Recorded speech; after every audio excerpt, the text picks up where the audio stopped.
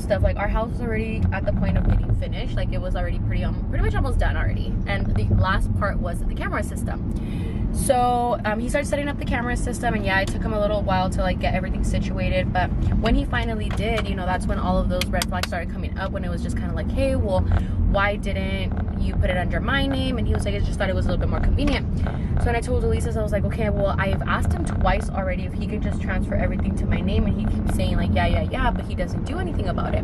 Mind you guys, the camera system was already set up in our house, and he had access to that. You know, he had access to the camera system on his phone. So like he was the one that was actually seeing our camera equipment, like our camera system, not us. But we weren't living in the big house yet.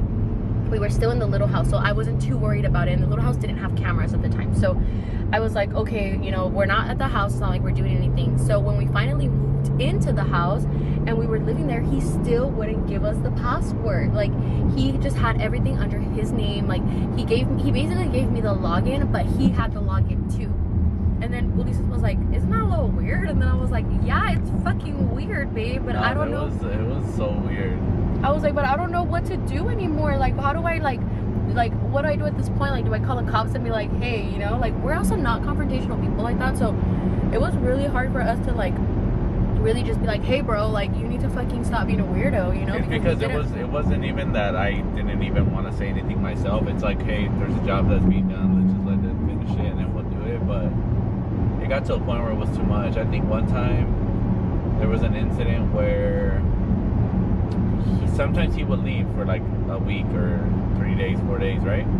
So there was one time I remember where we got a quote from another camera guy, and they rang the gate bell, and he actually answered, called us like, hey, somebody's in the front or something like that. Yeah, somebody like, hey, came. yeah, like somebody, like, hey, are you guys doing this? So I'm assuming he checked that there was like a camera guy there, and I was like, this guy's weird.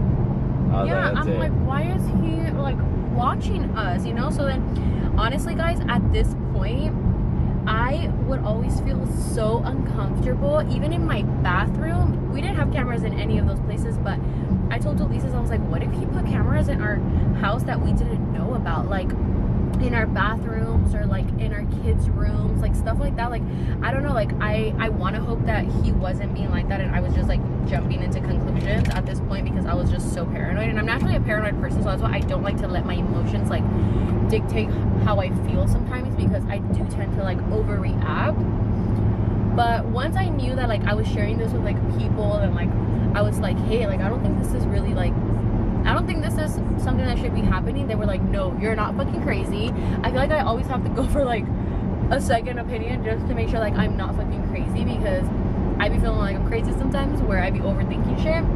But yeah, everybody was like, no dude, like this is not okay. So